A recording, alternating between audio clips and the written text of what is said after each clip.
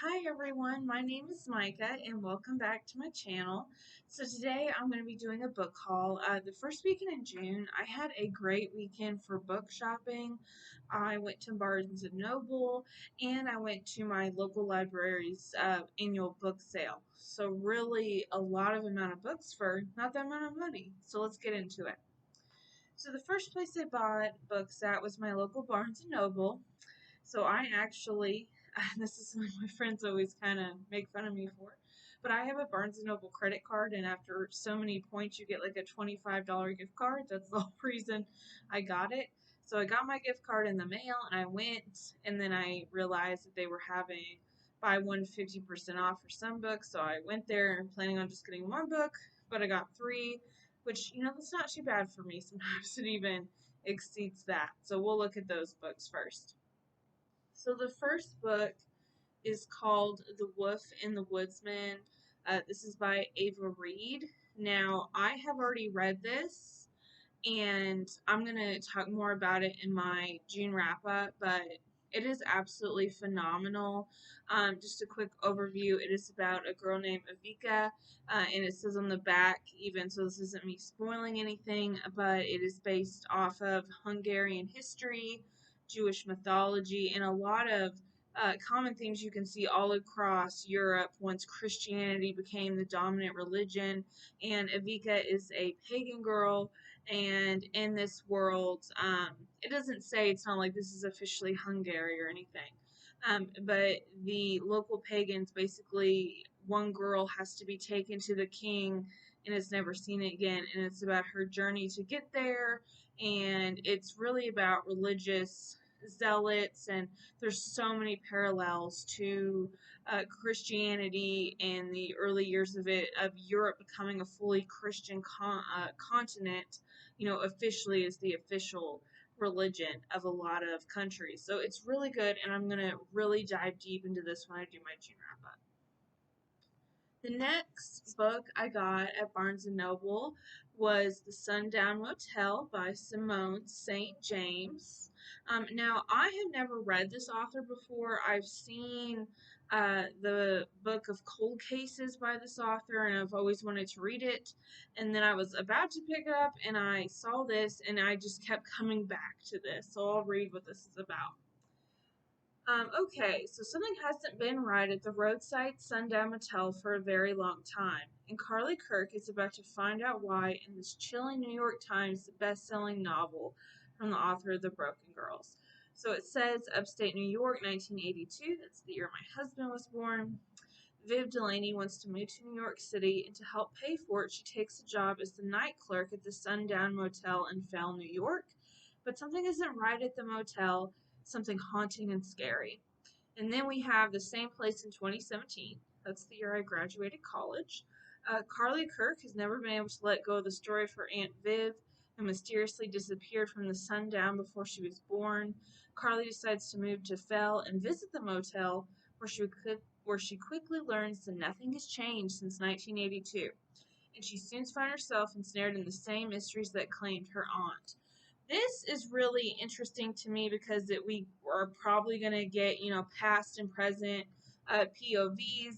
And it's that I kind of feel akin to, her trying to figure out what happened to this aunt that she never got to meet. I had an aunt who I never got to meet. She unfortunately died in a car accident way, way, way before I was born. But I kind of always wondered what she would be like and what her life was like. And so I can get a connection to this instantly. So I'm really excited to read that.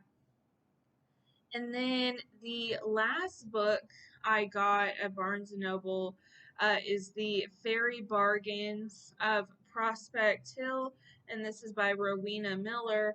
I saw it, and it is about, obviously it's about fairies, and, I love ACOTAR. I love A Court of Thorns and Roses, the fairy smut, all of that. But I was looking through this, and it looks like it was more like a sisterly book. So it says there's no magic on Prospect Hill or anywhere else for that matter. But just on the other side of the veil is the world of the Fae. So we have the Fae. Generations ago, the first farmers learned to bargain small trades to make their lives a little easier, a bit of glass to find something lost, a cup of milk for better layers in the chicken coop, or layers, excuse me, in the chicken coop. Much of that old wisdom was as lost as the riverboats gave way to the rail lines, and the farmers took work at the mills and factory. But Elaine Fairborn's family was always superstitious, and she still hums the rhymes to ensure dry weather on her sister's wedding day. Okay, so we have a family that's focused on the past. When Delphine confides that her new husband is not the man she thought he was, Elaine will stop at nothing to help her sister escape from him. Small bargains by the time, but the price for true freedom may be more than they're willing to pay. Okay, so this seems like maybe it's part of more of like the traditional fae stories, kind of like the Rumpelstiltskin trickster things, and it sounds like it's really more about sisterhood than anything. So I'm excited to read this. So those were the 3 books that I got at Barnes & Noble. And then my local library was having their annual book sale, and that it's called Willard Library, and it is a really, really awesome place. It has a lot of great history. I'll put a link below in case anyone wants to do some research. But all books were $1, and you could get 5 children's books for $1. So it was great. I got like a lot of books for just like, I think it was like $12. So really awesome. So let's go through them. So a lot of these are by authors, that I've never heard before, never heard of, never read.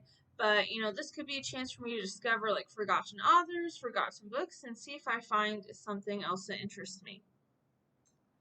Okay, so this first one that I got is called Historical Whodonuit, and this is by Ellis Peters. So I've been reading a little bit of nonfiction lately, so I thought I'd pick it up. And basically, so it's about, I guess they're going to be talking about different types of mysteries, and I guess trying to solve them or stuff like that. I'm kind of excited about this because I've always thought like that would be the cool thing. Like everyone has their, you know, every religion, every person has their own kind of idea of what is in the afterlife, and I always thought like my personal afterlife would be just seeing like history's mysteries and what really happened. So I'm interested in this. It's pretty bulky. It's pretty bulky. So we'll see. And I wonder how modern this is because, you know, historians are finding evidence for things and new theories all the time. So we'll kind of see if this is more old fashioned, like things have definitely been disproved, or if it's still up in the air. We'll see. I'm excited. All right, the next one we have. All right, I've been watching Midsummer Murders. It's a British mystery show, and so I've been kind of craving like quirky mysteries. So this is called Deck the Halls with Murder. It's by Valerie Wolzien. I've never read or heard of this person. It says it's a Josie Pigeon mystery, so I'm guessing it's a series, but if it's kind of like a lot of other crime books, then it's something that you don't have to read every book to get, is what I'm guessing. Okay, so let's read about this. And I didn't actually read the back. I was just like, ooh, Christmas murder. Let's go for it. So it says, building contractor Josie Pigeon and her all-woman construction crew, love the feminist vibes, have a big project to wrap up before the holidays, and they're hard at work when carpenter Caroline Albrecht keels over, fatally poisoned. Oh no. Suddenly, an icy wind of suspicion chills the cheer of this quiet island. Ooh, it's on an island. Love that. Resort town. And Josie realizes that one of her employees must be Caroline's murderer. Is it Caroline's old friend Lane, Sandy, who scarcely knew her, or good time local girl Betty? Oh, is that a nice way of calling her a slut? I don't know. It will take Josie's razor-sharp eye and smart sleuthing to single out the suspect and keep Christmas from turning into a real killer of a season. So this looks like it, I don't know, it could be bad, it could just be a good time, we will see. But I've been craving just kind of a quirky little mystery. And it's Christmas, and I love anything that's Christmas themed. So we'll see how this goes. And maybe I'll read all the Josie Pigeon mysteries with her all-female construction team. All right, what do we have next? Okay, we have The Mykonos Mob by Jeffrey Siger. I've never read this person either. And this looks like it's also part of the series. It says a Chief Inspector Andreas Caldi's mystery, so I'm guessing This takes place, yeah, it takes place in Athens, takes place in Greece. Okay, so let's see. The case begins for Athens Chief Inspector Andreas Chaldees with a literal bang when a corrupt former police colonel who runs a protection racket on Mykonos is gunned down. Suddenly, Chief Inspector Chaldees is face to face with Greece's top crime bosses on an island whose natural beauty and reputation as an international playground belies the corruption lurking just beneath the surface. Okay, all right, so we have another island mystery. Love that. Okay, so while Andreas and his special crimes unit wrestle for answers, Andreas' wife Lila meets an American expat named Tony, a finder of stolen goods and a piano player in a gender-bending bar who has a zest for life and no apparent regard for rules. Oh. As Lila and Tony bond over a common desire to mentor young island girls trapped in an exploitive and patriarchal culture, they soon find that their efforts to improve the lives of the Greek girls they come to care about intersect with Andreas's investigations in ways that prove to be dangerous for all involved. Okay, so this seems interesting. It's about, it has some elements of helping young girls and talking about patriarchal culture. It has some Greek elements to it, some mystery. So this could potentially be good. And hey, if I like it, it could be another series. Okay, so this is called Kitchens of the Midwest. And I remember reading about this one. Okay, it talks about this chef. He's a Midwestern chef, and I'm from the Midwest, so I was like, yes, connection. And he loves cooking, he loves his wife, he loves his daughter, but then his wife leaves him and his daughter, for a sommelier. Okay, so more like wine, food related stuff. And he's left to raise his daughter on his own, and he focuses on sharing his passion for food with her. And then I think it focuses on Eva and how she is using her passion for food as well to overcome, trauma from her mom leaving her and other stuff like that. So it's about food. It's about, getting over trauma. So it looks really interesting. It's about the Midwest, where I'm from. So I'm digging this. I think this might be good. This might be good. All right, let's see what else we have here.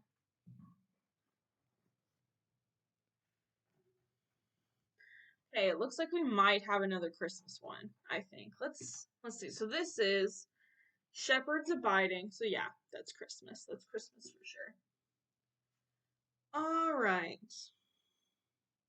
All right, since he was a boy growing up in Mississippi, Father Tim has lived what he calls the life of the mind. So for cooking, gardening, and washing his dog, he never learned to savor the work of his hands. And then he finds a derelict nativity scene, including a flock of sheep that has suffered the indignities of time and neglect. Can he give this small assembly new life, restore the camel's ear, repaint every piece, replace an angel's missing wing? Besides, it's his wife who's the artist in his family. Then he imagines the excitement in his wife's eyes and steps up to the plate, beginning a small journey of faith that touches everyone around him. Okay, so this looks like it's a more religious book. I guess I kind of thought it was more like another murder, Christmas murder. But this could be cute. We'll see. And that's what happens when books are just $1 and I just look at the covers. So we'll see about this one. Okay, then we have Agatha Christie. We have the Miss Marple collection. I know Agatha Christie as a person was very problematic, and I always try to recognize what's problematic in her works.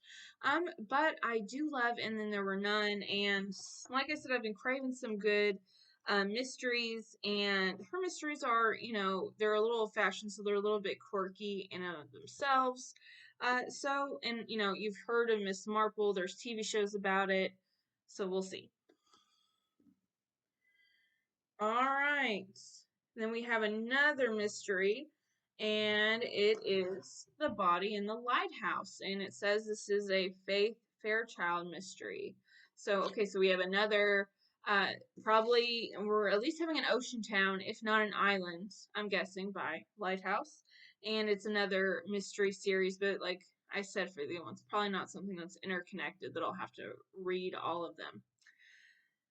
Okay, let's see. So, to escape the misery of a sweltering August in Alfred, Massachusetts, Cater and minister's wife, Faith Fairchild, and her family head for their cottage on Maine's peaceful Sandpear Island. It isn't an island, but things have changed since their last visit. An aggressive developer is moving forward on plans that will destroy the unique ambiance of the island, infuriating residents. Tensions are running high, and soon murder rears its hideous head. Faith discovers a corpse while exploring the grounds of Sandpear's historic lighthouse. With fear running rampant and volatile emotions approaching the detonation point, the intrepid sleuth must track down a killer for the sake of a friend and the island she loves. That's kind of funny. She's a minister's wife, and her name is Faith, and she solves mysteries. Love it, and she's a caterer, so we'll see. Maybe this will be a mystery series I can get into. But I guess the theme that I didn't even realize was island murder, or something of the sort. So that'll be my little summer theme, I guess. All right, then we have the Centurion's wife. So we've got like a Roman historical period book. So it says when her family's wealth and her power are lost forever, Leah is sent to Pontius Pilate. Okay, so we've got some biblical references in hopes that he might arrange a strategic marriage. But despite her betrothed's striking countenance and position, Leah deems life as a centurion's wife a fate worse than death. Head of the garrison near Galilee, Albin has ambitions that can one day see him at the seat of power in Rome itself. Eager to prove himself, he takes on the assignment of a lifetime, one that will put his career, his life, and his very life at risk. But when the death and missing body of an obscure rabbi compel Leah and Albin to search for answers, what they discover changes everything. So it's like it seems like maybe it's a murder mystery in the time of Jesus, Pontius Pilate. I wonder if Jesus will be in this. This will be interesting. We'll see what comes out of that. You're probably like, is she done yet? No, I'm not. Like I said, I bought a lot of stuff. Okay, then we have Antony and Cleopatra. Okay, fun fact, I have a history degree, and what got me interested in history was Cleopatra. I mean, ancient Egypt itself, I was always interested in, but specifically Cleopatra. I watched, not the one with Elizabeth Taylor, but there was another, like, it had Billy Zane in it as Anthony, and I saw that. I was probably too young to watch it. But I saw that and I was like, ooh, Cleopatra, she's cool. So kind of been low-key obsessed with her for the rest of my life. So, and it sounds like this author has written other historical books of the period. So yeah, so we'll see. We'll see. This is kind of older, I think, so I don't know if it's more like, kind of like nonfiction, but with a little flair. I don't know if it's like a truly historical fiction. I don't know if there'll be smut, no smut. I don't know. But I'm kind of looking for it. It has like a lot of historical stuff and kind of, we'll see. I don't know. It's really big, and I'm just kind of looking over the writing, and it's not jumping out at me, but I'm gonna give it a chance. And if not, I'll always find something else. Cleopatra. You know, my thing is, I don't like when books aren't clear in their genre. Like when they're nonfiction and they kind of try to act like they are livening things up, or if they are fiction but they get a little bit too nonfiction-y. I like a clear distinction. So we'll see what's up with that. We'll see if I like the Antony and Cleopatra. And then, see, I didn't have a plan for stacking these books. I'm just stacking them all on top of each other with no rhyme or reason. Then we're continuing with our Egyptian theme with the Mummy. So this book is by an Egyptologist. I don't know if they even call people Egyptologists anymore. Let me try to see when this was published. Okay, 1989. Yeah, I don't think they call people Egyptologists anymore. It's like your specialization is in ancient Egypt or whatever period in Egypt. But whatever, older. And it looks like so far like they have hieroglyphics in here. Like I think it's a really deep dive into a lot of interesting thing about mummification, but also history of Egypt as a whole. So this should be interesting. Haven't really read anything on ancient Egypt in a long time. So kind of going back to my childhood interests. So we'll see how this is. And like I said with the other historical book, I mentioned the historical whodunits.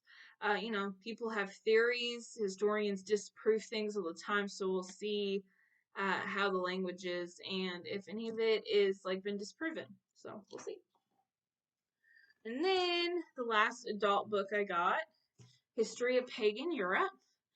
So I've always been interested in, all the different religions that existed in Europe before Judaism and Christianity came in. So this should be pretty interesting. Let's see when this was written. Let's see if this is going to be like completely 1995, year I was born. So we'll see, like the others, if this is, if there's a lot of language that's not used anymore, or if any of it has been disproven. We'll see. But this really relates to that other book I said, The Wolf and the Woodsman. So kind of like a fiction, nonfiction correlation, which is honestly how I discover a lot of nonfiction books. Is I find something interesting, um, you know, historically relevant in that book, and then I decide to watch a documentary or read a book about it. And more book unfolding here. And the last set of books I got were some children's book for my best friend's daughter, who is 9 months. Obviously, these will be a little bit older for her, but, for when she grows up.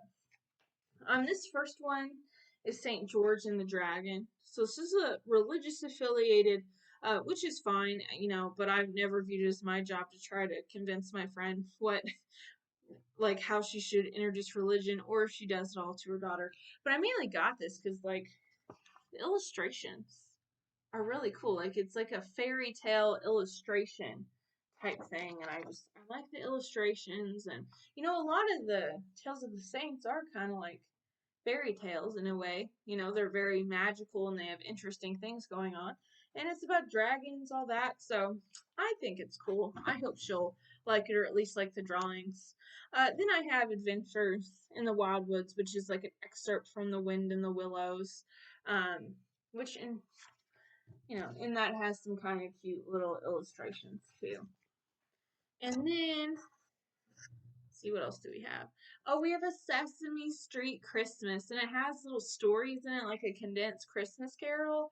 And then it's like one of those, they used to always have kids' books that have, it has suggestions for recipes or crafts you can do. And as a kid, I loved those kind of books. I wasn't a crafty kid, but I was like, this is something cool that I could do if I was a perfect person. And I still have that mentality. And then let's see, what's this? Oh, Christmas stories that never grow old. I thought this was going to be more cute stories, but a lot of them are religious, which, is fine if that's what my friend wants to read to her daughter, but I don't want to impose, anything. But it does have, the Nights Before Christmas, and it has, Gift of the Magi, so it has some cute things in it, and the illustrations are cool, so we'll see. If she doesn't like it, that's okay. Got 5 of these for $1. And then we have Mother Goose. We have Mother Goose Tales. So we got the famous rhymes and everything. So, and the illustrations in here, a lot of them are pretty nice. So, even if she doesn't like the stories, I always used to. Even if the stories were my favorite, I just loved to look at the beautiful illustrations as a kid. So I got a lot of books in early June. So I got a big book haul, and like I said, for all the books from the library, I got all that for $12. So pretty nice. So, and some of them are outdated, some of them are pretty old, especially the historical books. So once I read them, I have no idea how long it'll take me to get through all of them, or if there's something I find that I want to pick up. And I still have books from my Europe trip. It was a little bit too soon to go get books, but they have the sale on a certain day of the year. So what are you going to do? All right. Well, thank you, everyone. I hope everyone has a great rest of their day, and comment on any, your favorite places to buy books. What is the latest thing you picked up that you can't wait to read? Let me know. All right. Bye, everyone, and thank you so much for watching.